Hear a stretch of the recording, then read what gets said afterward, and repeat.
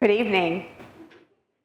This is my fourth First Tuesday, and after every single First Tuesday I've done, I've said, I'm actually going to do it shorter next time. And then this time I decided to do a history of mental illness starting at ancient Greece. I don't know what I was thinking there, but I'll do my best tonight. Before we get started, I would like to just throw out a question. By show of hands, how many of you have someone that you know who has struggled with a mental health issue? Exactly. That's why this matters. Mental illness is not rare. It touches our families, our friends, and very often ourselves. And the way that we explain it shapes how we treat the people who have it. And of course, how much compassion we show for them. So tonight, using artwork, illustrations, photographs, and a few disturbing video clips, we're going to trace how those explanations have changed over time and what we got right and what we got wrong along the way. Imagine it's the year 1600. A woman in your village is hearing voices that no one else can hear. What happens to her? She's likely accused of demonic possession, or worse, being a witch. Now, fast forward 200 years, a man in Paris is showing the same symptoms. But this time, something is different. He's brought to a hospital where a physician has decided that chains should be removed from the psychiatric patients, arguing something radical. This isn't evil, this is illness. And today, those same symptoms might land someone in a psychiatrist's office, but just as likely, a jail. To understand how we got here, we have to go back. We have to go way back to 400 BC, to Hippocrates. Now, for most of human history, if you were losing your mind, the answer was that you had offended the gods. Hippocrates decided to change that. He argued that mental illness came from the brain. He wrote, "Men ought to know that from nothing else but the brain come our joys, delights, laughter and sports, sorrows, grief, despondency, and lamentations." Now, he had no scans, no neuroimaging, he just had observation and logic. But he came to the same conclusion that we hold today. This is biology, not something supernatural. Which of course led to the next question. What exactly is going wrong in the body when mental illness appears? Well, his answer was the four humors. Hippocrates and later physicians believed that the body was governed by four humors: blood, phlegm, yellow bile, and black bile. Health, both physical and mental, was simply a matter of keeping these fluids in balance. Too much black bile, melancholia, or what we would call depression. Too much yellow bile, mania. You get it. The specifics were wrong, but the question being asked was revolutionary. What is happening inside the body? Treatment for this followed the same theory, right? The logic was that if you were mentally ill or physically ill, you were out of balance. So of course, what you would do is get back into balance.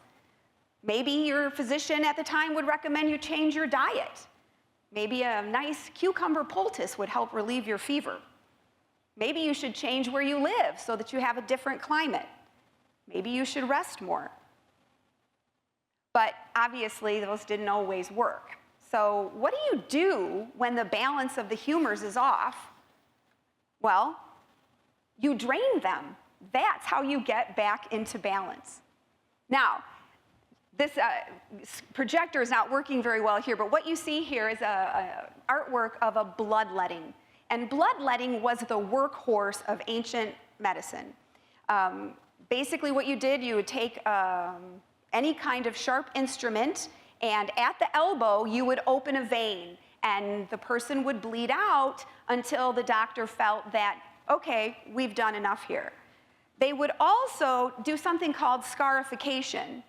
And this is, and you can't really see super well, but they would take cups, okay? They would make tiny little cuts on the skin, and they would heat the cups. And then they would put the cups on the skin, and it would draw the blood out, okay? Leeches did the same thing. And in fact, during this time, they used so many leeches that the species almost went extinct. All right, now, before you think that this is like really, really weird stuff, I want you guys to know that this is still practiced in spas all over the world. And if you see, what I did here is I added a little picture. This is an ancient cup that was used in cupping. It looks very, very similar, right? Swimmer Michael Phelps showed up at the 2016 Olympics with marks indicating that he had recently undergone cupping. So we're not as far from it as you might think. Purging was the other way to balance the humors. They would induce vomiting, excessive sweating, diarrhea, anything that they could do to expel any excess humors. The Egyptians reportedly purged themselves 3 days a month as a matter of practice. Essentially, it was prevention through evacuation. It sounds extreme, but the important part is this.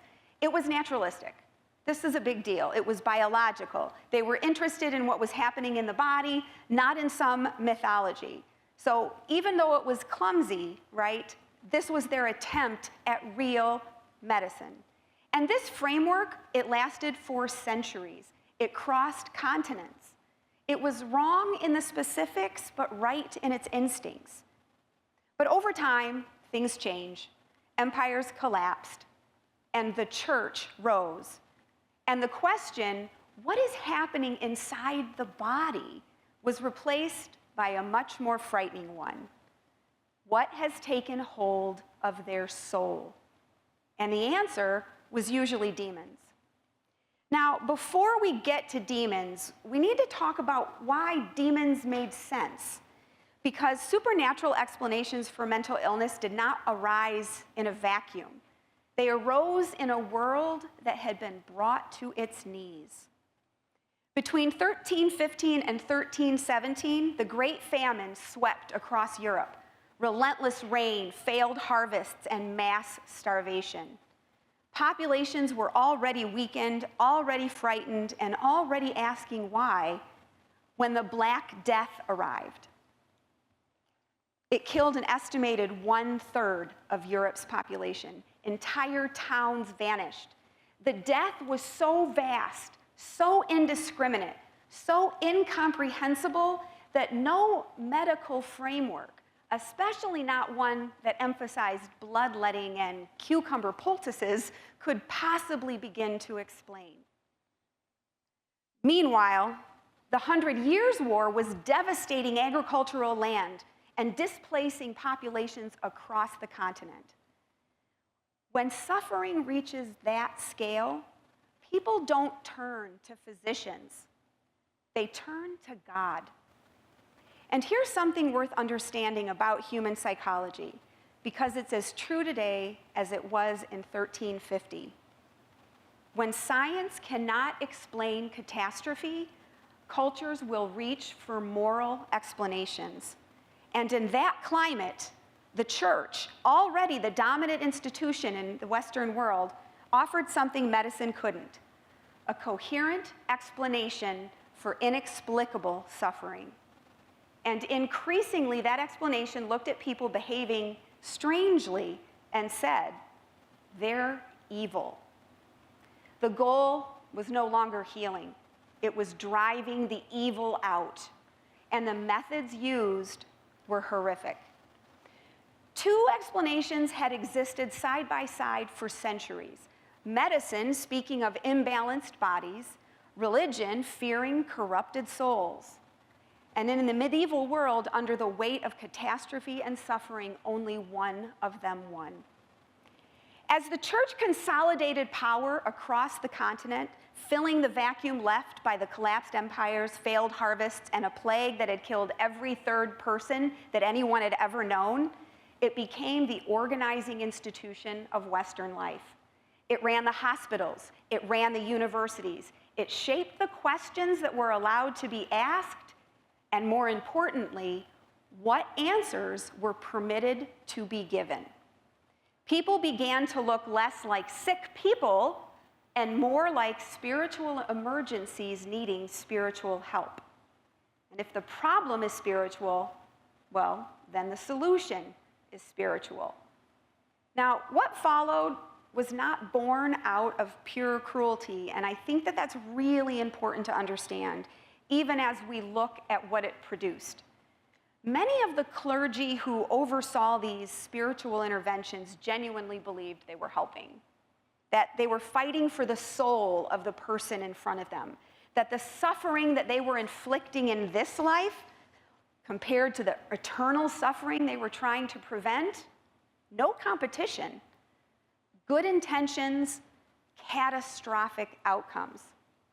The church gave mental illness new names: possession, witchcraft, moral corruption. And with those new names came a new set of treatments. Not medicines, not lifestyle changes, rituals, restraints, and if those failed, pain. The reasoning was straightforward and horrifying. If a demon inhabits a body, make the body an unpleasant place to live. Exorcism became frontline treatment. It was not the fringe practice that we tend to think of today, something sort of relegated to horror stories and creepy movies. In medieval Europe, it was frontline medicine. It was what you did first, before anything else, when someone's behavior suggested that their soul was under siege. Prayers, fasting, holy water, rituals. The priest became the physician. And for some people, those rituals may have helped. Not because demons were being expelled, obviously, but because structure, belief, and being seen mattered. But when it didn't work, the conclusion wasn't that the theory was wrong. It was that the demon was stronger, so the treatments escalated. Starvation made the body too weak to resist the spiritual intervention. Shackles and iron, the pain that they caused might accomplish what prayers had not. And of course, there was the rack. Oh, I wish you guys could see that. I don't know if there's any way to fix that. So the rack is this horrific medieval torture instrument, okay? And the person was spread out on it with their wrists and ankles tied.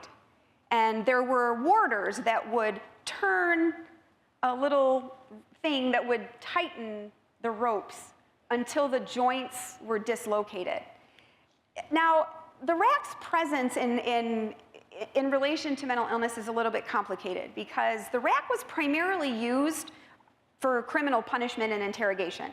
I mean, it was not normally a psychiatric treatment in any formal sense. Of course, the line between criminal and mentally ill at this time was extraordinarily thin, so if your behavior was strange enough or threatening enough or just inexplicable enough, right, you might find yourself accused of witchcraft or maybe like consorting with demonic forces. And once you were accused, the rack was used to essentially extract a confession. So if you confessed, you confirmed possession. If you refused, you confirmed possession. Like there was simply no way to win here. Now, I think it's very tempting for us, and I'm going to keep repeating this, to look at all of this from the comfortable distance of centuries later and feel only horror. But I remind you again to remember that people thought they were helping. The most harmful chapters in the history of mental illness treatment are rarely written by people who think they're the villains. They were written by people who were certain they were helping, armed with the wrong framework, but absolute conviction. And that combination, it turns out, is one of the most dangerous things in human history. And then there was trepanation, all right? Drilling or scraping a hole in the head. Now, in the ancient world, trepanation had been a common medical procedure, often used to relieve pressure. We still do it today when there's brain swelling. But in the medieval world, this was spiritual. The idea was to create a hole which would give the demons a place to escape from. Same procedure, completely different explanation. Of course, the explanation shapes everything. The patient experience was probably identical. And I think that that's its own kind of lesson about what the framework we use to understand suffering actually costs the person doing the suffering. Now, the good news is that the pendulum eventually begins to swing back. Not everywhere at once, and not without resistance. The Enlightenment is coming. I just really want you guys to know that this artwork on my laptop is beautiful. Okay? So I just want to make sure everybody knows it's lovely, right? Now, with the Enlightenment, a radical proposition returned that maybe this is about the body. Now, here's where things kind of get a little bit ironic, right? Humanism arrives, the Enlightenment is here, and it's all about knowledge. And smart people, once again, are saying mental illness is not a demon problem. It's a human problem, right? So, progress. So, yeah, demonology gets left behind. Natural explanations start making a comeback. But there was still no actual treatment. It did not produce any treatment.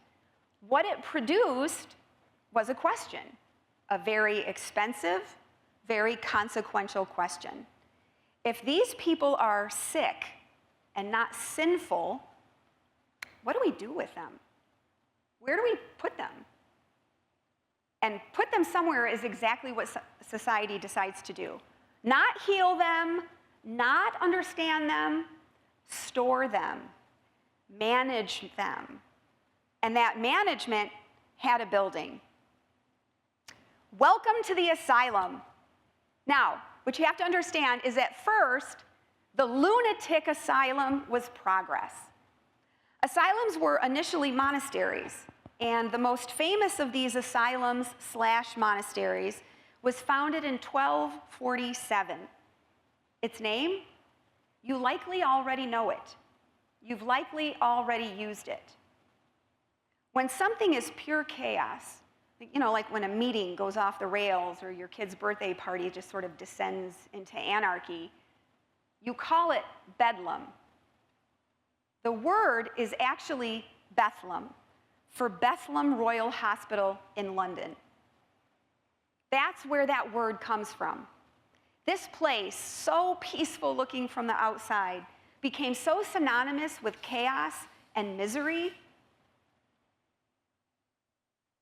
that we now have it as a word in the English language. Now, sitting right atop the entrance of Bethlehem were two statues, Raving Madness and Melancholia. They sat there like a marquee, and that's kind of what they were. Because people could pay a penny. If you see right here, these are two lovely society women, and these are the afflicted. People could pay a penny to walk through Bethlehem and stare at all of the people in acute psychiatric crisis. Now, before you think, I'm glad that we're so much better than that, I just want to say,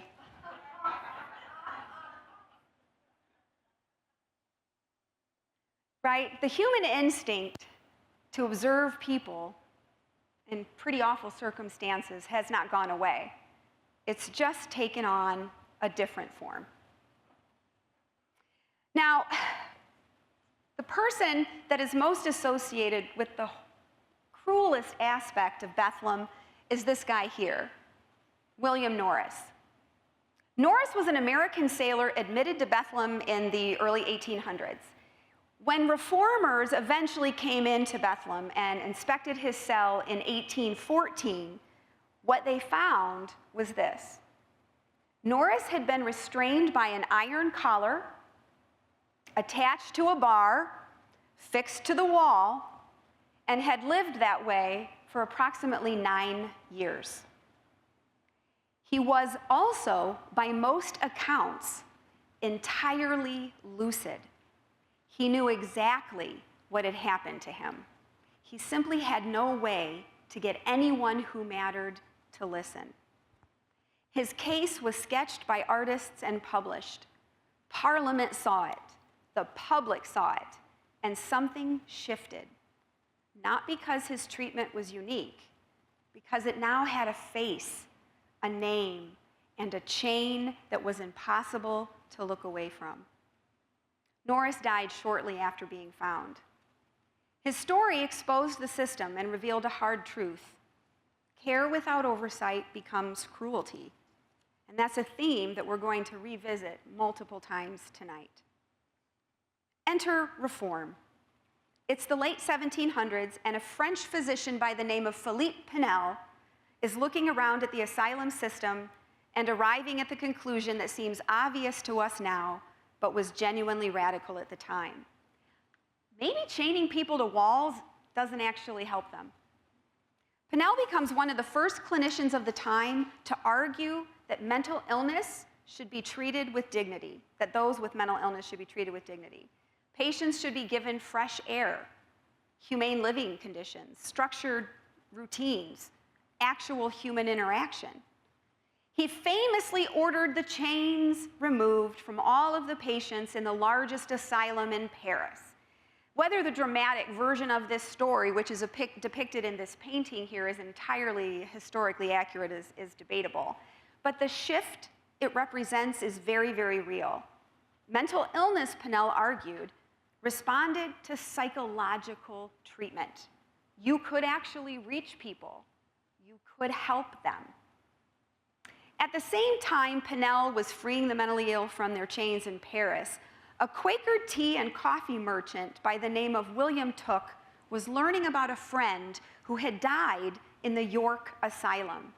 He had tried to visit her, but had been prevented from doing so, and then she died. And he was determined to change how people like his friend were treated.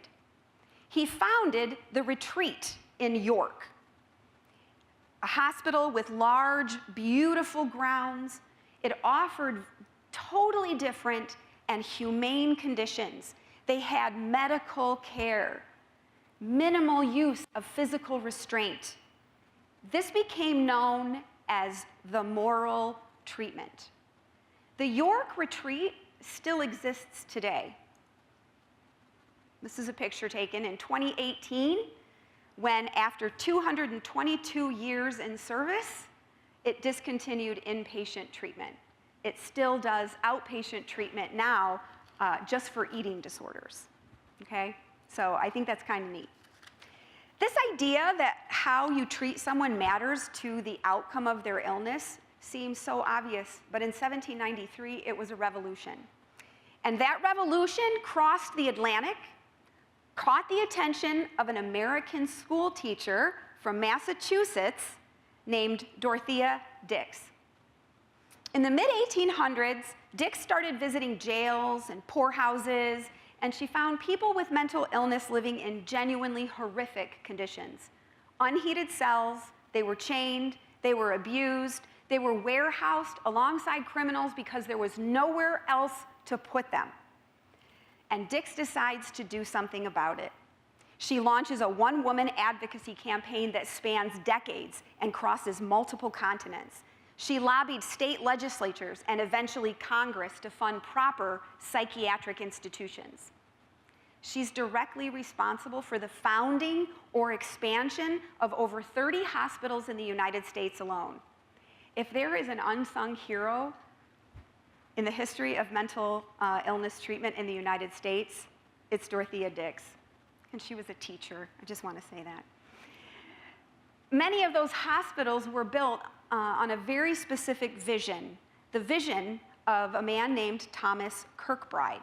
Now, Kirkbride was a Pennsylvania psychiatrist, and he had a keen interest in architecture, and he believed that the building itself that a person lived in affected them psychologically. And so he believed that the building that the mentally housed should be filled in would affect their treatment. His institutions were deliberately beautiful, set on rolling grounds, filled with tons of natural light. They had long hallways leading to separate wings so that people could be kept separated by the severity of their illness. That's actually a really good idea, right? Kirkbride institutions were, by the standards of today, genuinely humane. These hospitals popped up all over. Now, since then, you know, once those closed, many of them got destroyed. But many of these buildings, right, which are very castle-like in their appearance, there's a few that still remain in the United States. At universities, right? Any of you visited large, big research institutions and you see these castle-like buildings? Some of those are Kirkbride buildings that were originally built for the mentally ill. The hospitals were so popular and so beautiful, and people were allowed to walk along the grounds. They weren't allowed to go in the way that you had been able to with Bethlehem, but you were allowed to visit. And it was such a popular thing to do that there were even postcards. This is actually a postcard from 1909 that you could send your friends that showed that you visited the Hospital for the Insane in Worcester, Massachusetts. Now, granted, there wasn't much in terms of treating patients in the Kirkbride institutions other than providing them with occupational therapy, right? They sewed, they had animals that they took care of, things like that. But for the most part, these institutions actually worked when they were small. And by small, I mean the population, right? When the population was manageable, when the staff knew everybody by name. The model functioned exactly the way Kirkbride intended. But demand exploded. States, hearing about these popular, wonderful places, began sending everyone to them. Not just people with acute mental illness, but people with developmental disabilities, immigrants who couldn't speak English, the elderly suffering from dementia, basically anyone that society didn't know what to do with. Kirkbride's elegant, carefully designed institutions began to strain and then buckle. Remember what he built. Beautiful grounds, lots of light. Now imagine that same building, which was designed for 250 patients, holding 1,500. That's not a hypothetical, that's actually what happened. And when you're a staff member outnumbered 10 to 1 and you have no resources, no real training, no realistic outcome for therapy, the mission changes. The question shifts from how do we help to how do we manage? And management looked like this: straitjackets. This is a child's straitjacket. Here's another version of an early straitjacket, rather horrifying.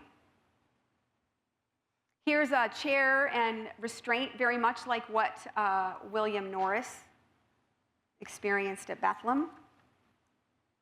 This is a leather restraint belt that you would tie around their waist, put the cuffs on their hands, so they were still allowed to move, but their hands didn't have a whole lot of places to go. And we still use this today on prisoners. There was also the crib bed, where they would just tie people down and just leave them. That continued for use in decades. Okay. And then there was the tranquilizer chair. This was created by Dr. Benjamin Rush. And I want to read to you what he said about his invention, okay? I have contrived a chair and introduced it to our Pennsylvania hospital to assist in curing madness. It binds and confines every part of the body. By keeping the trunk erect, it lessens the impetus of blood for the brain. By preventing the muscles from acting, it reduces the force and frequency of the pulse. And by the position of the head and feet, favors the easy application of cold water or ice to the former and warm water to the latter. Its effects have been truly delightful to me. It acts as a sedative to the tongue and temper, as well as to the blood vessels. In 24, 12, 6, and even sometimes 4 hours, the most refractory patients have been composed. I call it the tranquilizer. I mean, this dude really liked this chair. Here is the original chair. This is actually in the Glore Psychiatric Museum in Pennsylvania. These weren't fringe abuses, okay? They were standard tools of care. This was something that was just normal, okay? Now, while the asylums, right, were filled with people chained to beds, something else was happening. Instead of chains and irons and tranquilizer chairs, there was somebody who decided that all you needed was a couch. Raise your hand if you've ever heard of a guy by the name of, I think it's Freud? Yeah. Now, let's back up a sec, okay? Before Freud, there was Mesmer. Franz Anton Mesmer. He was an 18th century Viennese physician who believed that mental and physical illness resulted from disrupted flow of an invisible magnetic fluid that flowed through your body. And he could manipulate it through his gaze or his hands, okay? This was wildly popular. Marie Antoinette was a huge fan and loved to be mesmerized.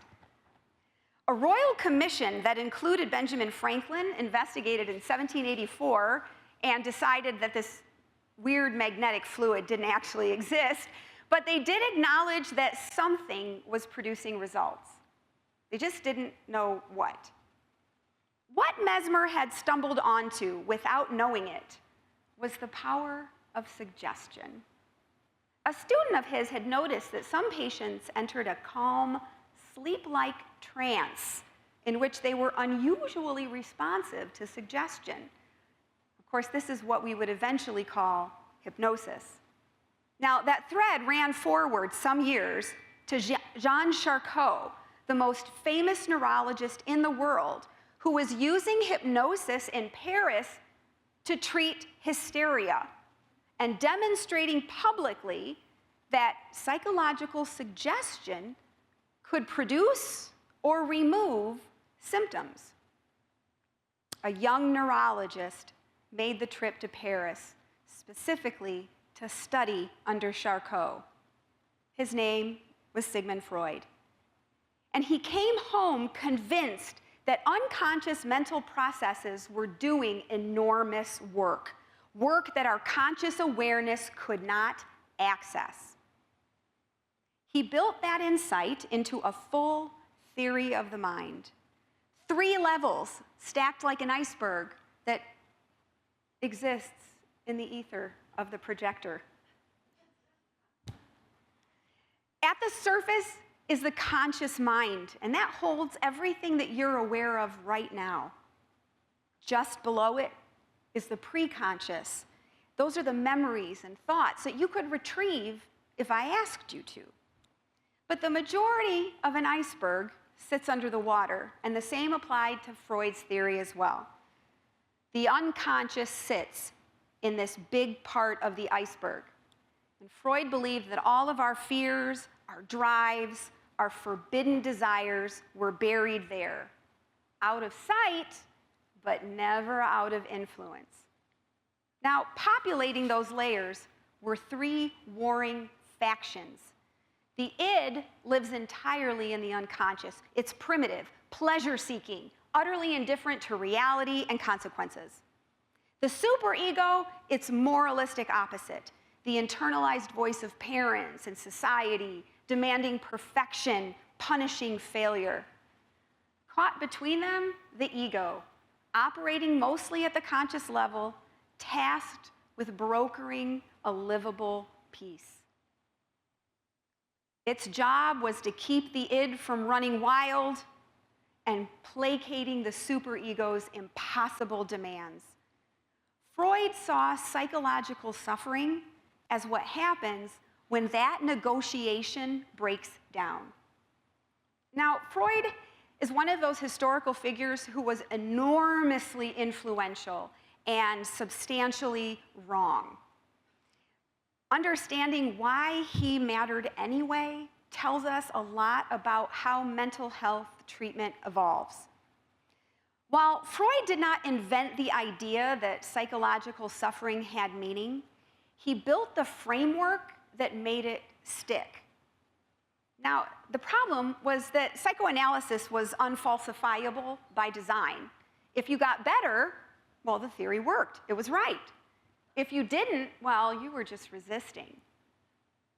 It was also expensive, slow, and required a patient who was verbal, psychologically minded, and had nothing but time.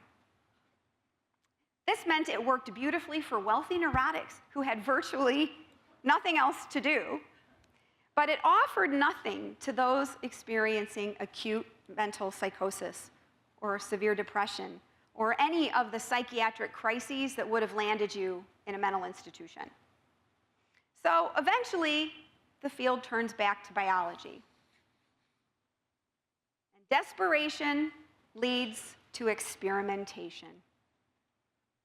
This rather frightening-looking fellow, he's rather stern, is Julius Wagner von Jauregg.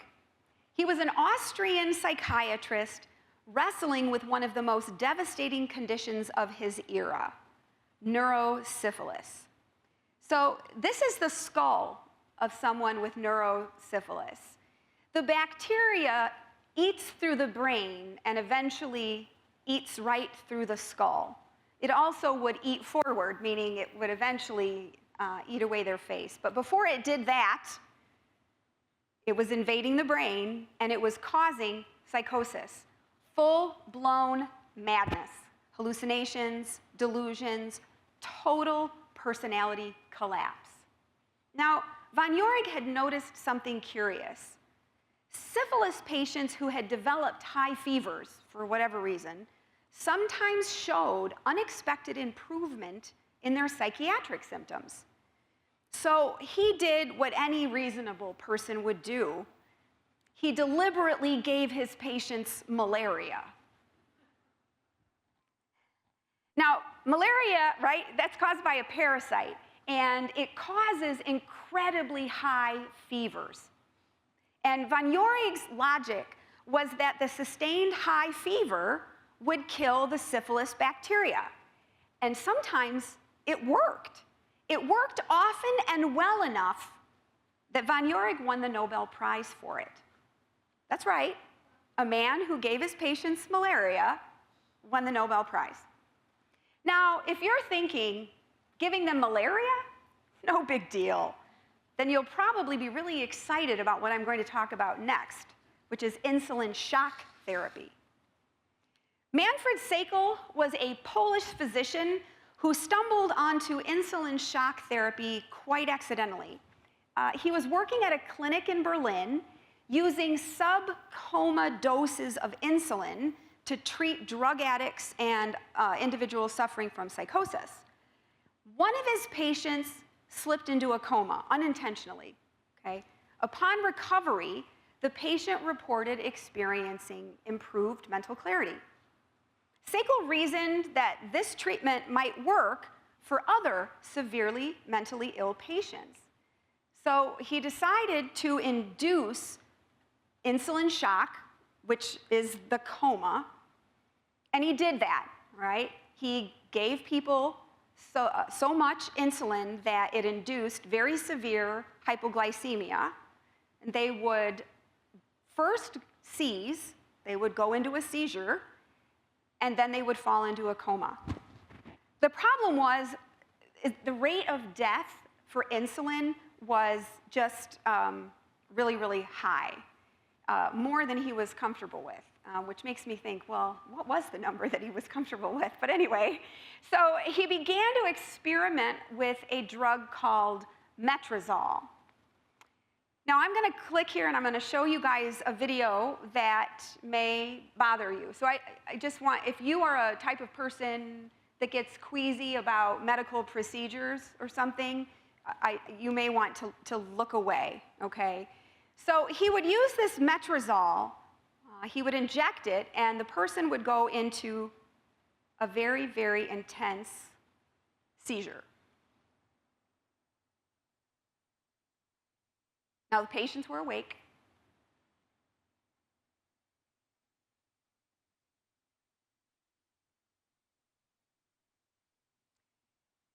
The seizures were so intense that many patients broke their spine. Now, the patients who made it through reported hallucinations and delusions getting better. But learning about this and watching this video, it made me wonder, like, would a patient say that their hallucinations and delusions were better so that they didn't have to go through that again? Probably. Segal made his results public in 1933, and soon his methods were taken up by psychiatrists all over the world. The risks, obviously significant. Patients could and did die. But with the absence of anything better, insulin coma shock therapy spread rapidly through institutions across Europe and in America. Now, here's where the thread between von Jauregg and Segal gets interesting, right? Neither started from a clear understanding of what was wrong. Both were working backwards from an accidental observation toward a theory. Both were operating at a time where the bar for, well, this seems worth trying, was set remarkably low, because the alternative was doing nothing. And doing nothing meant the asylum and the tranquilizer chair. Desperate times call for desperate measures. By the late 1930s, a pattern has emerged. Find something that interrupts brain function dramatically enough, and sometimes, unpredictably, inexplicably, psychiatric symptoms will improve. Nobody really knew why, but the signal was consistent enough that physicians kept following it. The hope, though, was that something would be found that would be less dangerous than insulin shock or metrazole. Along comes Italian neurologist Ugo Cerletti. He'd been learning about butchers using electrical shock to stun their animals, and found out that they were completely docile and somewhat out of it before death. And he began to wonder if maybe this was a better version of shock therapy than what he had read about. So in April 1938, he and his colleague Luigi Bini, which is truly the best name ever, administered the first electroconvulsive treatment to a human patient, a 40-year-old man with schizophrenia. After a series of treatments, his symptoms resolved significantly. He was discharged. Cerletti and Bino claimed it a success. They demonstrated their technique all around the world. Within a year, doctors everywhere were employing electroconvulsive therapy, ECT, to treat everything from depression to schizophrenia. Now, here's the truth. ECT works. Not for everyone and not for every condition, but for certain presentations of severe depression, bipolar disorder, and other treatment-resistant mental illness, ECT remains one of the most effective interventions that psychiatry has. It's still used today, something my students are always surprised to learn. And I think they're surprised because what most people are imagining when it comes to this comes from the movie One Flew Over the Cuckoo's Nest. Or maybe later, Requiem for a Dream. Does anybody remember that movie as well, right? Or maybe grainy historical footage of unmodified ECT where right before they get the shock, the person is just wide awake, no sedation whatsoever. And of course, the seizures are really hard, they're hard to watch, right? But this is one of the genuinely complicated moments in this history. ECT didn't get abandoned like malaria therapy or insulin shock. It got refined. The medical community studied it, modified it, and kept it because the evidence said it helped people when very little else did. Today's ECT is conducted in hospitals across the country. It's done under anesthesia with muscle relaxants in a setting that looks nothing like what you might be imagining, although some things still look familiar. But the seizures are mild, and they're over quickly.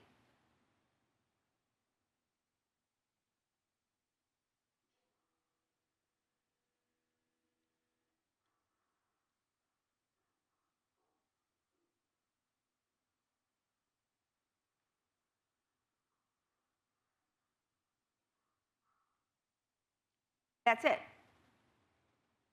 Not everything that comes out of a dark era is wrong.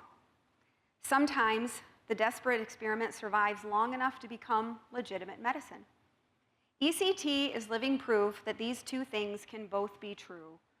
This treatment has a painful and sometimes abusive history, and this treatment saves lives today. If ECT was psychiatry's most dramatic intervention, then hydrotherapy was its quieter, wetter cousin. And it had actually been around much longer. Whoopsie, there we go. In 1648, a Flemish physician and chemist by the name of Jean-Baptiste van Helmont, and we're all gonna pause here and say that 3 times quickly. He introduced the world to water therapy. There's a person in here. This is his design, okay? So this is a water thing that looks very much like when you go to a fair and you throw something at a water, a little thing, and the person falls into the water. And this is a person that's in something that's going to open up and put him into the water. He recommended that patients suffering from psychotic episodes be fully immersed in cold water to the point of near death in the hopes of killing the mad idea that was causing the mental derangement. And many did die, actually. Asylums in the 19th and 20th centuries were big believers in water as a cure. The logic was very straightforward, if occasionally horrifying. Wrap a patient in a cold, wet sheet, lower them into a continuous flow bath for hours, sometimes days. You could restrain them in tubs filled with, covered with a canvas so that only their heads stuck out. The goal was to calm them down, and I think the experience was probably closer to sensory deprivation with plumbing, which, by the way, is still popular today, right? How many of you have gone and floated at Forest City Float? Exactly, right? Yeah, so fast forward, right? And we're still there. Okay. In less restrictive versions of the therapy, the patient would stand naked, and then they were shot with ice-cold water from high-pressure hoses. The idea was simple, right? It would either calm them or shock them, and either of those would be good for their symptoms. Reformers believed that it was more humane than chains, which, to be fair, it was. But that's a pretty low bar, but I guess we're, credit where credit's due, right? Now, today, cold water is having a serious glow up, right? Ice baths, cold plunges, cryotherapy, those are wellness staples embraced by athletes, biohackers, and anyone who's ever watched a Wim Hof video and thought, yeah, I'll just sit in a bath of ice cubes for mental clarity. Anyway, here's the twist, you guys. The science isn't actually wrong. Cold packs to the chest, a cold pack to the back of the neck, splashing cold water on your face stimulates the parasympathetic nervous system, which reduces anxiety. It slows your heart rate, and it induces relaxation. The asylum doctors were actually working with the right tool. They just had no idea why, and of course, absolutely zero restraint in how they used it. Now, we're at the point in history where another really, really big thing came along, the lobotomy. Now, Egas Moniz was a Portuguese neurologist who in 1935 began severing the connections between the prefrontal cortex and the thalamus in patients with severe psychiatric illness. His theory, which was loosely held but modestly supported in his field, was that disrupting these neural pathways might interrupt the fixed patterns of thought that were frequently seen in patients with schizophrenia and severe depression. He called his procedure a leucotomy, and he viewed it as a last resort to be reserved only for those for whom nothing else had worked. However, an American physician named Walter Freeman didn't share Moniz's reservations about utilizing the surgery. And within a few years, he had become a passionate evangelist of this procedure. Now, Freeman himself was not a surgeon. He was just a neurologist. So he was unable to perform the surgery himself. So he got his friend and neurosurgeon pal, James Watts, to actually perform the surgery. So he would sort of direct him doing the surgery. Their first lobotomy took place here in the United States on September 14th, 1936 at George Washington University Hospital. And it was on a housewife, I think she was in her early 60s, by the name of Alice Hammett. After the surgery, her husband claims that the remaining 5 years of her life were the happiest he'd ever seen her. But there actually are no documents detailing what Alice thought. By 1942, Freeman and Watts had done 200 procedures using Moniz's careful technique, and they claimed that roughly 63% of the patients improved.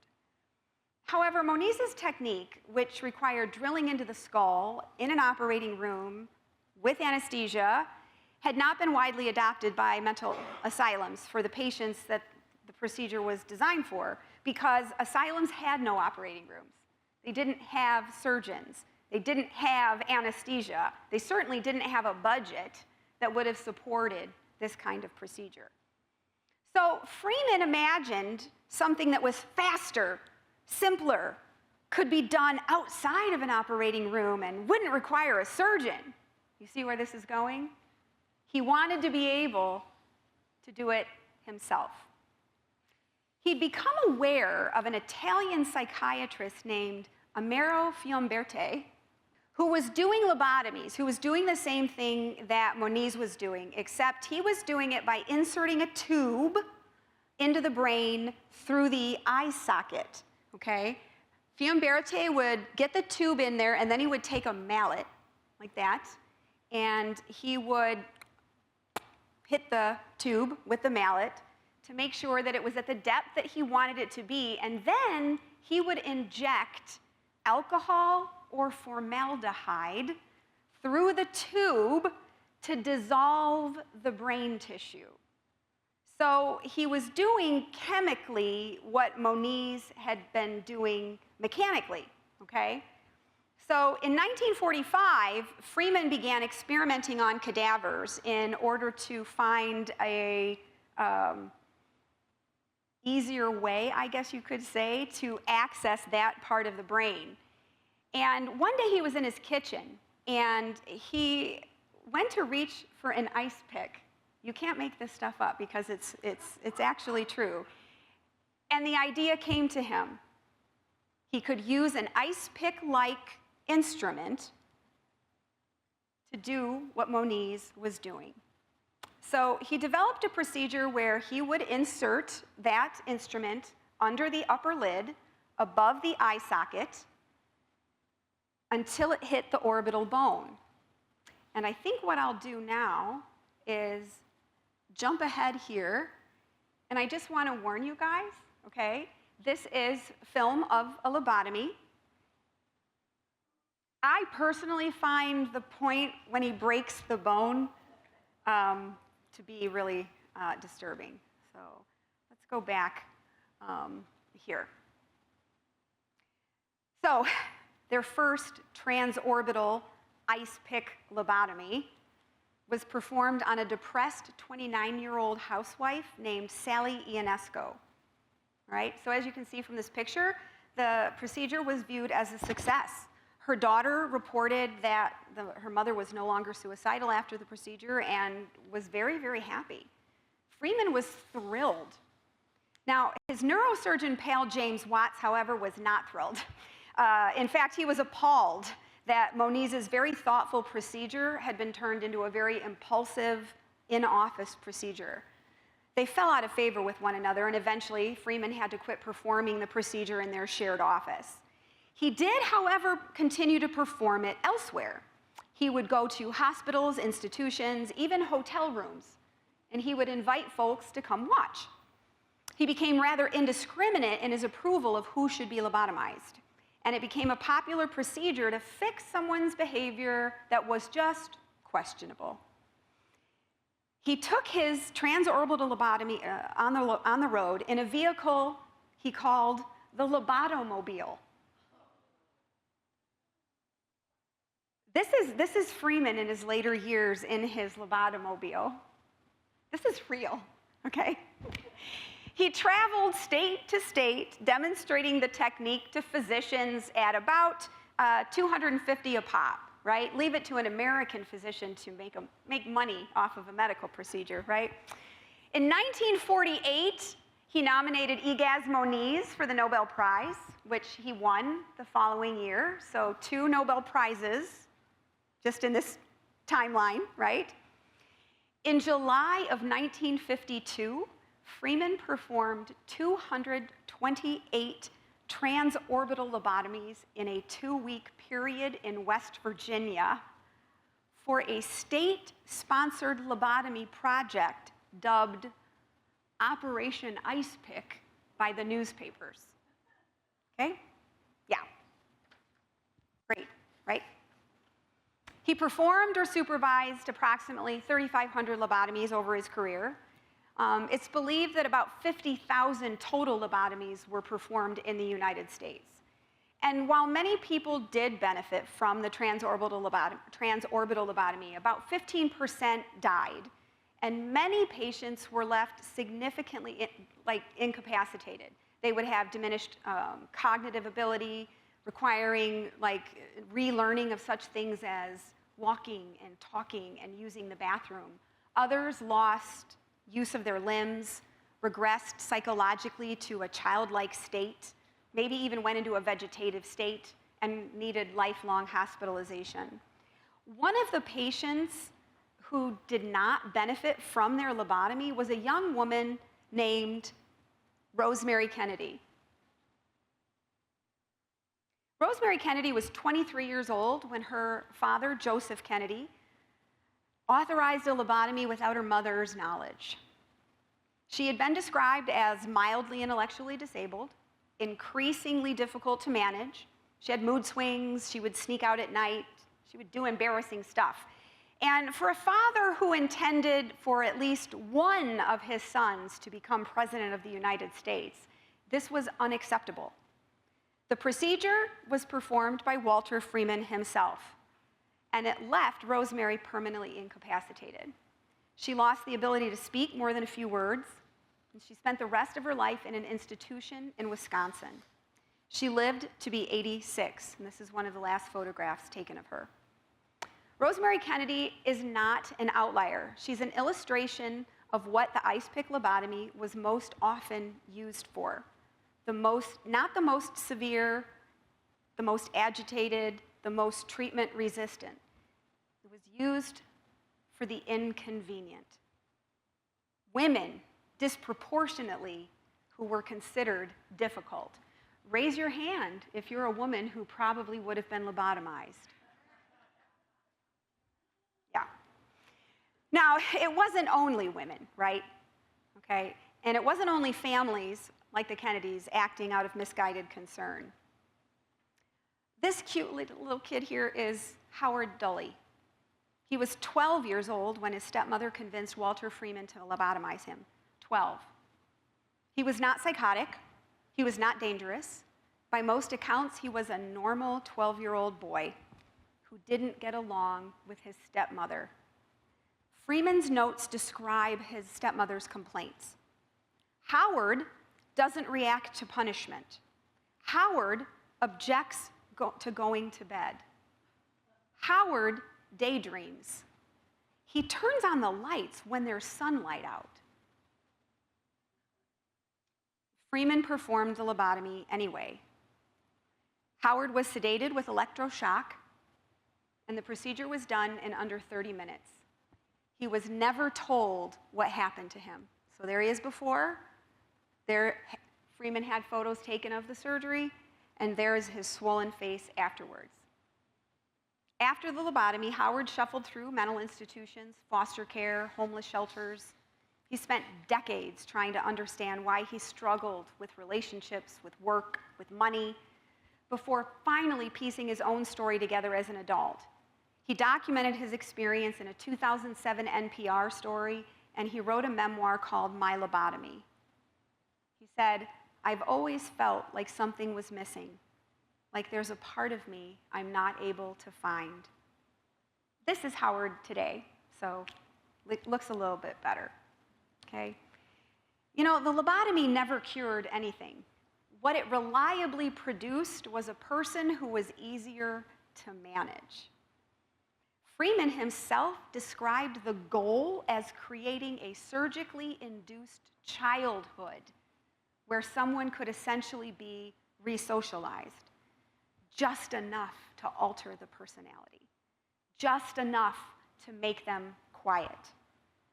It's important to understand that the lobotomy was not fringe medicine.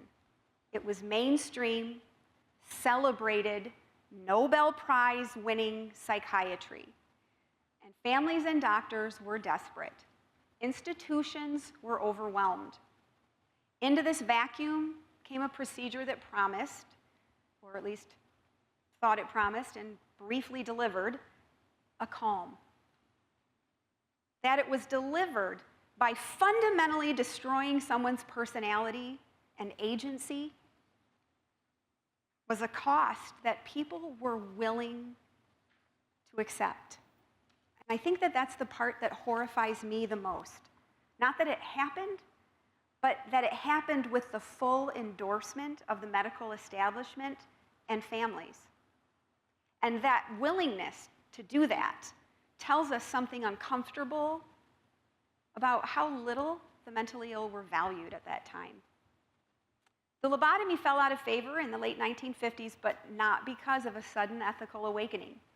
It was largely because the first psychiatric medication had arrived, a pill that could do what the ice pick did without the ice pick. So we finally got a treatment. What do you think we did with it? Did we build something better? Yeah? Well, we certainly tried. So lobotomy has fallen out of favor. Institutions are crowded, understaffed, and running on fumes.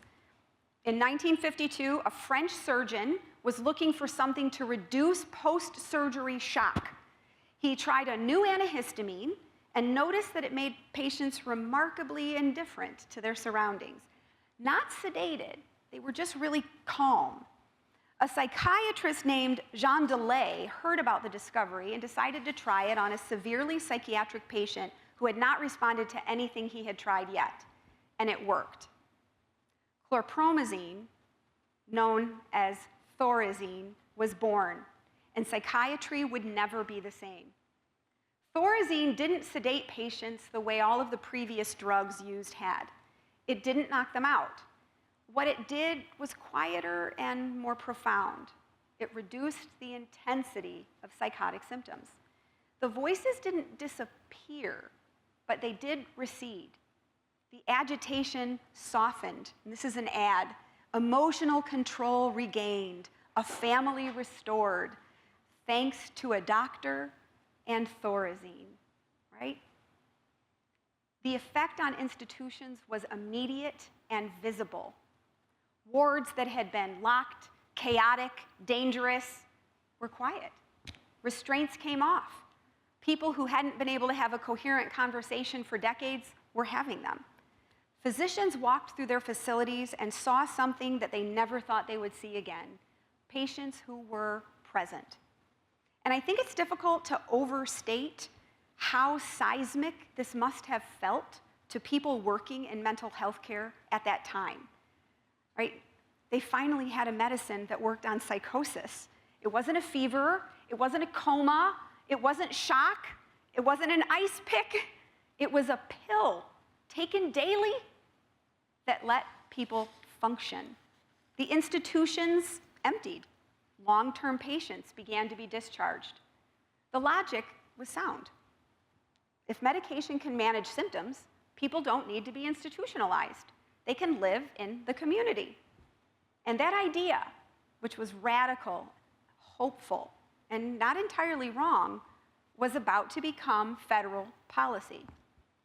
Rosemary Kennedy's family's handling of her lobotomy was tragic, and it left an imprint on the one Kennedy son who would go on to be president.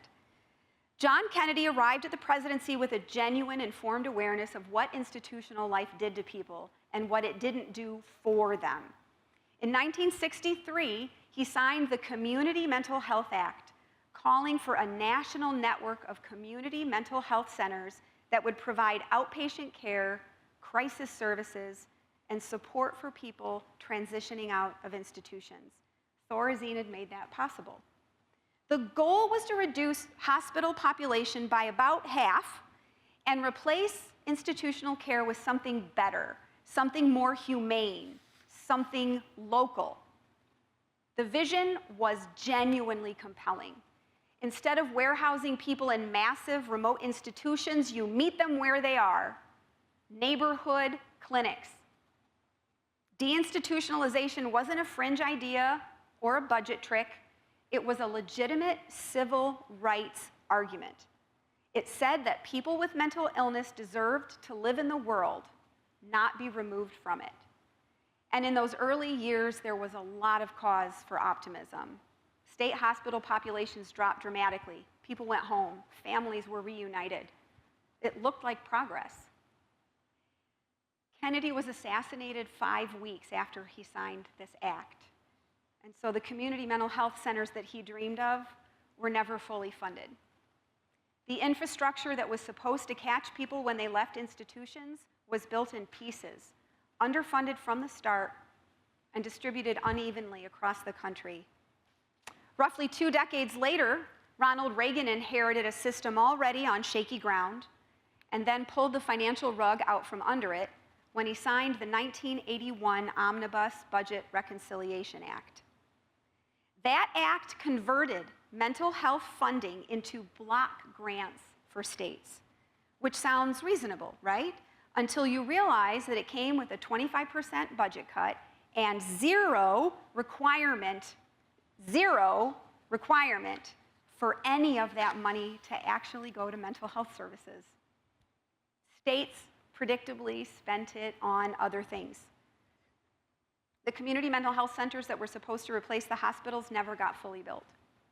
Deinstitutionalization had discharged hundreds of thousands of patients into a community safety net that mostly existed on paper. The result was a humanitarian catastrophe dressed up in the language of fiscal responsibility and local control. The institutions emptied, but the communities weren't ready.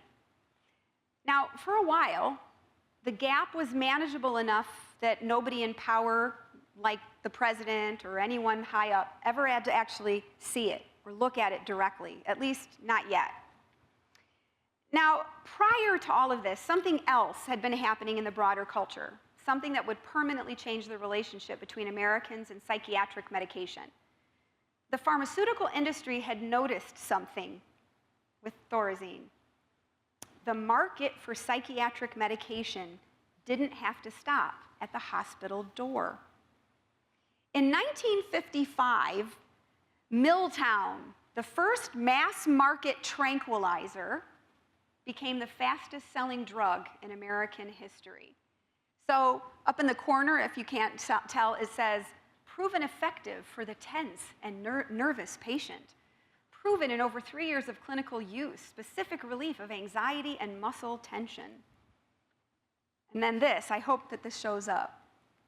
Okay, it won't, but, so these are 3 different ads for Milltown.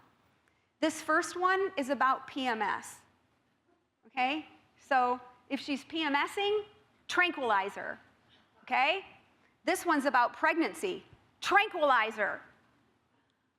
This one is about menopause, tranquilizer, right? I mean, apparently the entire lifespan of female reproductive life is considered a psychiatric emergency or something. The thing is Americans were anxious, right? And it turns out that they would buy something for it. By the 1960s, Valium had taken Milltown's place and became the most prescribed drug in America. I could probably use a little bit of that right now. So it was used, not for psychosis, but for just the ordinary grinding anxiety of modern life. For housewives and executives and anyone whose doctor had 5 minutes in a prescription pad, it was available. The message being sent was that our emotional distress was chemical. Our neurotransmitters, particularly serotonin, they were messed up. A chemical problem needs a chemical solution. Then came the antidepressants, tricyclics, MAOIs, and then in 1987, Prozac, right? Prozac comes along, and it does for depression what Thorazine had done for psychosis. Prozac was prescribed to 40 million people in its first decade. It got a cover on Newsweek. It became cultural shorthand for the medicated self. The narrative was clean, destigmatizing, and very, very effective at getting people into treatment. So that was good. It was also, as we now know, a significant oversimplification. To be clear, antidepressants absolutely help people. SSRIs have changed and saved lives, including my own. This is not an argument against antidepressant medication. But I think it's worth pausing here just to notice what's happening, right, at the cultural level. We had decided as a society, right, that our interior life, our interior mind was a pharmaceutical jurisdiction. Grief, anxiety, sadness, all potentially medicable. The pill had moved from the medical cabinet in the locked ward in the hospital to the medicine cabinet in the bathroom in the home. Now, while we were busy expanding access to medication, we were about to dramatically contract access to everything else. So, right, by now, the chemical revolution is making it seem like mental illness, all of it, could possibly be controlled with a pill. But could it? And was it? I mean, were the people being sent home from these institutions happy and safe? So I'm going to ask another question here. Where do you think the largest psychiatric facilities in the United States are today? Yes, that's exactly right. The largest psychiatric facility in the United States is Cook County Jail, right? It's followed closely by the Los Angeles County Jail, and then coming in third, Rikers Island. Yay! The National Alliance on Mental Illness estimates that between 25 and 40% of all mentally ill Americans will be jailed or incarcerated at some point in their lives. The majority of the crimes they commit are known as crimes of survival. Retail theft for food and supplies, breaking and entering to find a place to sleep. Now, I want you to consider that in the context of what's happening right now across the United States. Sleeping in public is being outlawed. We are essentially making it illegal to be homeless. The criminalization of the mentally ill is not a mystery, it's math. When someone in psychiatric crisis has nowhere to go, they will eventually come into contact with law enforcement. Not because they're criminals, but simply because they're visible, they're struggling, and the systems designed to help them have been dismantled. When you discharge people from institutions without building community infrastructure to support them, and then you cut the funding for what little infrastructure you have, people don't just disappear, right? They end up somewhere. And the somewheres that remain are places that don't have the right or even really the ability to turn people away. We closed the asylums because they were inhumane, and that was the right call. But we told ourselves that closing them was the same thing as building something better. It wasn't. Kennedy imagined community care. What was built instead was a system where the community bears the cost of a problem the government stopped paying for. We just made the suffering less visible until it wasn't anymore.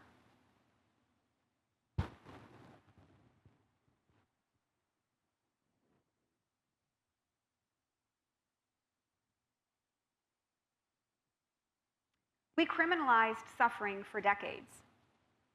At some point, we needed a reason to do better. In the 1990s, science finally gave us one. In 1990, President George H.W. Bush designated the coming 10 years as the decade of the brain. Who remembers that? I'm the only one that remembers that? I mean, I was just out of high school and I remember that. It was a signal about where science, funding, and cultural attention was headed. Neuroscience was having a moment, and it deserved it. New imaging technologies like PET scans, fMRIs, they were allowing researchers to watch the living brain in action. Suddenly, you could show someone a picture of a depressed brain and a healthy brain side by side and see visible, measurable differences. You could watch anxiety light up the amygdala as it was happening. You could demonstrate that trauma left physical traces in the brain structure. You could see schizophrenia in action. We expanded our understanding of neurotransmitters and the role that they play in mental illness. Mental illness wasn't just biological by this point. It was, in the language that was starting to be used, a brain disease. In terms of public understanding, this was genuinely transformative. The biological model of mental illness carried a powerful anti-stigma argument. If depression is a brain disease, just like diabetes is a pancreatic disease, then suffering from it is no more a character flaw than suffering from any other illness. That reframed mattered because it reduced, at least somewhat, the shame that had essentially shrouded mental illness for centuries. But the biological model carried a risk, and the field is still reckoning with it. Because when you reduce mental illness to entirely just being about brain chemistry, you flatten something very complex into something simple. And you risk suggesting that the answer is always pharmaceutical. You risk overlooking the role that trauma, poverty, isolation, relationships, everything that makes a human life, in the development and maintenance of psychiatric illness. The decade of the brain gave us some extraordinary tools. What it didn't give us was the full picture. Now, neuroscience did, however, deliver something that would revolutionize the way that we think about the brain. It turns out it's not fixed. It's not static hardware that just runs faulty software sometimes. It rewires itself in response to experience, to behavior, to thought patterns, to relationships. And that discovery didn't just support medication, it supported something else entirely. So psychiatric drugs are having their heyday. Neuroscience was mapping the brain, but a parallel revolution was happening in the therapy room. and eventually the two would meet in ways that reframed everything. Cognitive behavioral therapy, CBT, had been developing since the 1960s and 70s through the work of Erin and Albert Ellis. The core premise was elegant. The way you think affects the way you feel, and the way you feel affects the way you behave. Intervene at the level of thought, like, identifying distortions, challenging patterns, and you can measurably reduce symptoms of depression, anxiety, and any other illness on the growing list of illnesses. Now, the word measurably here is doing a lot of important work. CBT was actually designed specifically to be studied.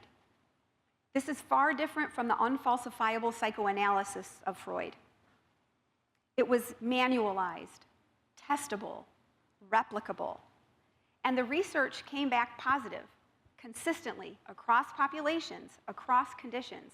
CBT worked, and it was followed by a wave of related approaches, among them dialectical behavior therapy, developed by Marsha Linehan specifically for something called borderline personality disorder. It was for building distress tolerance and emotional regulation skills with a population that had largely been written off as untreatable. Emotionally focused therapy. I'm looking over to my therapy colleagues over there because we know how much we love that. Emotionally focused therapy, which helps individuals and couples identify, process, and restructure maladaptive emotional responses and interactional patterns. Acceptance and commitment therapy, one of my favorites, bringing in mindfulness and psychological flexibility, or as I like to say, learning how to live with an imperfect mind. And then neuroscience handed therapists something remarkable: proof. Brain imaging studies began showing that CBT produced measurable changes in brain activity, changes that looked remarkably like what they saw with medication. Therapy wasn't just changing minds, it was changing brains. The talking cure, which Freud's critics had dismissed for a century as unscientific, turned out to be doing something entirely biological. Neuroplasticity, the brain's ability to reorganize and rewire itself, explained what therapists had been observing clinically for decades. When you help someone interrupt a rumination cycle, you are quite literally helping them build new neural pathways. When you sit with someone and reflect back to them their own ambivalence until they find their own reason to change, you are participating in a neurological process. What happens in the therapy room happens in the brain. And what happens in the brain shapes what's possible in the therapy room. And that brings us actually to where we started. A physician in ancient Greece who believed that health was wholeness, that the body and mind were not separate. Now, I know we've been on a very long detour, but we are almost home. So hang with me here, all right? After everything that we've seen, from humors to Thorazine to cognitive behavioral therapy, you might expect that we'd have a unified theory of mental illness by now. Unfortunately, we don't. Now, imagine if cardiology didn't know what caused heart disease, right? Just that certain symptoms clustered together. So you would treat the symptoms best as you could. You would cycle through interventions and hope that something worked. For a significant number of people with very severe mental illness, that is still closer to reality than most people realize. And it's not for lack of trying. It's just for a lack of a unifying framework. And Dr. Christopher Palmer wants to change that. Now, Palmer is a Harvard psychologist, and that credential actually matters, and so I want to be direct about why I'm leading with it.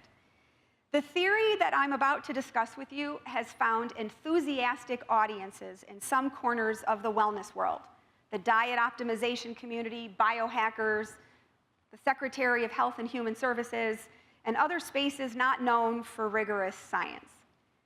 Palmer himself would be the first to say that his work has been co-opted by people making claims he doesn't make and selling things he does not endorse. So let's be precise about what this actually says and what the argument presents us, okay? Palmer's central proposition, laid out in his 2022 book, Brain Energy, and grounded in decades of metabolic and psychiatric research, is this: mental illness is fundamentally a metabolic disorder, specifically a disorder of mitochondrial function. Mitochondria, you remember them, right?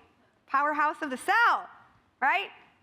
They regulate energy production throughout the entire body, obviously including the brain. And Palmer argues that when mitochondrial function is compromised, the brain cannot produce and regulate energy properly, and that this metabolic dysfunction is the underlying mechanism connecting the extraordinary range of conditions that we call mental illness. Now, before we get into the meat and potatoes of his theory, I do want to back up just briefly to several years prior to Dr. Palmer's research, and you'll see why this matters. In the 1990s, two physician researchers named Robert Anda and Vincent Felitti had stumbled onto something uncomfortable. The same patients cycling through their obesity clinic had extraordinarily high rates of childhood trauma. The finding became the ACEs study, and it cracked something open. Adverse childhood experiences, ACEs, abuse, neglect, household violence, parental incarceration. It turns out that they weren't just psychological wounds. They were biological wounds too. And then a pediatrician by the name of Nadine Burke-Harris took their data and made it clinical. She demonstrated that toxic stress in childhood dysregulates the stress response system so profoundly that it shows up decades later as heart disease, diabetes, cancer, autoimmune disorders, all things that are profoundly metabolic in nature. The body, it turns out, keeps a very detailed ledger. Now, this raised an important question. If chronic stress creates systemic metabolic dysfunction to the body, what is it doing to the most metabolically demanding organ in that body? So Dr. Palmer was working as a psychiatrist at McLean Hospital, a serious institution, serious credentials, and he was treating patients with very serious mental illness, schizophrenia, bipolar, treatment-resistant depression, and watching many of them fail despite doing everything right. And then a patient of his with schizoaffective disorder randomly went on a keto diet to lose weight. What happened next stopped Palmer cold. The psychotic symptoms that had resisted years of medication began to recede. Now, Palmer's first instinct was not excitement, it was skepticism. This wasn't supposed to happen. Diet didn't do this, except that it had. There was no other variable that he could identify to explain this change. That one case sent him down a decade-long research rabbit hole, asking a question that no one in mainstream psychiatry had ever asked or was asking at that time. What if mental illness isn't just a disease of neurotransmitters, but of energy metabolism? What if the brain, when it can't produce energy efficiently, starts to break down in ways that we call schizophrenia, bipolar disorder, depression? And what if diet changes could produce measurable and meaningful results? Now, before anyone assumes that I'm up here just pitching for keto or clean eating, I want you to know that diet is just one lever among many and not necessarily even the most important one. Palmer landed on it because that's what his patient had changed, okay? But, you know, the keto diet works primarily by improving mitochondrial function and metabolic efficiency. But diet isn't the only thing that does that. Sleep, you guys. Students who have had me know I could easily go into a rant on sleep right now. Sleep is mitochondrial medicine, right? chronic sleep deprivation measurably impairs cellular energy production. Chronic stress floods the body with cortisol, which is directly toxic to mitochondrial function over time.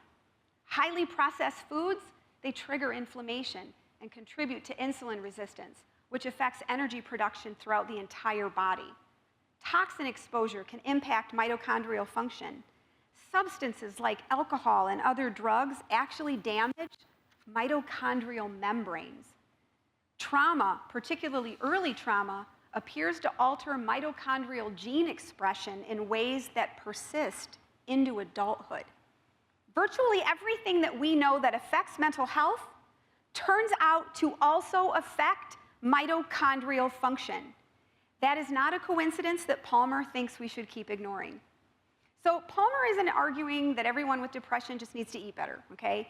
He's arguing that we've essentially been cataloging tributaries, neurotransmitters, genetics, adverse experiences, social determinants, without recognizing that they all flow into the same river. His theory is an attempt, essentially, to give them all a single address. And the implications are significant. If mental illness is fundamentally a disorder of brain metabolism, then depression, bipolar, etc., may not be categorically distinct diseases so much as different expressions of the same underlying dysregulation. Now, obviously, that dysregulation is going to be shaped by your genetics, your environment, and experiences, and potentially it could be modifiable through any intervention that targets that mechanism. Diet, sleep, right? Exercise, stress reduction, social connection, right? They stop being soft lifestyle recommendations that that sort of like, oh, they're sort of adjuncts to real medicine.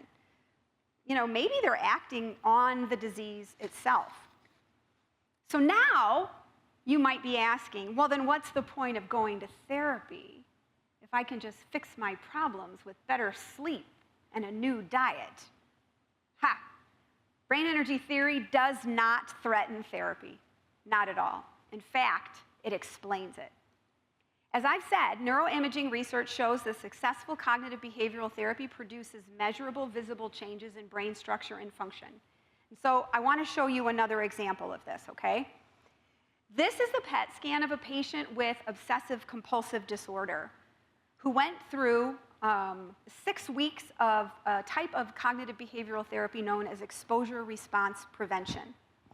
The scans on the left were taken pre, and the scans on the right were taken post the therapy. What we can see is what's known as a decrease in glucose metabolism, okay? So how these work is you can tell glucose metabolism by looking at areas in red, okay? Now this is the orbital prefrontal cortex. Do you see over here how there's some red there? A little bit more red, red, red, red, okay? And then over here, do you see how there's not as much red, right? You're all following me here, okay? This is important for me to share with you guys and for you to understand because in the case of people with OCD, excess metabolic activity or increased intake of glucose in that area of the brain creates faulty signals that impair the person's ability to perceive and interpret factors in their environment accurately. Exposure response prevention therapy can reduce those faulty error signals, and the metabolic change produced by the therapy is visible on the scan. Psychotherapy is not just a conversation. It's an intervention that physically changes the organ it's targeting. If mental illness involves mitochondrial dysfunction, disrupted neural networks, then anything that restores healthier patterns is working on the biology. And this reframe matters enormously for clinical practice. The mind-brain debate, therapy versus medication, psychology versus biology, Palmer is telling us that these are all false dichotomies. Mitochondrial health, it's affected by sleep, trauma, relationships, meaning, connection. Therapy addresses so many of those directly. A truly integrated treatment plan is not a compromise between competing modalities. It's complementary tools acting on a single integrated system, the human brain, housed in a human body, living a human life. Now, I do want to add that brain energy theory is still in the hypothesis testing stage. It is a compelling and increasingly well-supported hypothesis with a growing body of research and lots of growing serious institutional interest. But it isn't yet settled science. What it is a framework that finally gives clinical intuition a mechanism that explains it. Every clinician in this room has watched a client improve when they started thinking differently, sleeping better, eating more healthy, connecting to the people they love more. We've known lifestyle matters. Brain energy tells us why. So let's take a moment to feel the full weight of where this journey has gone tonight. Hippocrates, 400 BC, believed that mental illness arose from imbalance, that the body and mind were not separate, that what you ate, how you lived, the life you inhabited shaped whether or not you flourished or suffered. He didn't have all of the science that we have now, just observation and logic. And it turns out that we spent the next 2,400 years getting distracted. We blamed demons. We built asylums. We gave people malaria. We cut into frontal lobes with ice picks. We emptied institutions onto streets that weren't ready. We medicalized everything, but funded nothing. And now at the frontier of psychiatric research, the most interesting conversation happening is about mitochondria and the proposition that mental health is, of course, inseparable from physical health. What you eat, how you sleep, whether you feel connected to other human beings, they're not soft lifestyle recommendations floating around medicine. They are the medicine. Hippocrates would not be surprised. He'd probably just want to know what took us so long. When we began, I asked you to imagine a woman in 1600 hearing voices, or a man in Paris in 1800 set free from his chains. Their lives and the care that they received were determined not by the symptoms that they had, but by the stories that were told about them. Today, those stories continue, and for some, mental illness will still mean stigma, homelessness, incarceration. But for others, it means therapy, medication, community, and emerging now, a new way of understanding the brain as this incredible energy system. You know, history teaches us that the explanations will probably keep changing. But I think that one thing needs to remain constant. Science and compassion together must lead our efforts. We have chained, silenced, and criminalized people with mental illness. We called it treatment. Sometimes we still do. But sometimes, just sometimes, we get it right. Thank you so much for joining me tonight on this really wild journey. Thank you.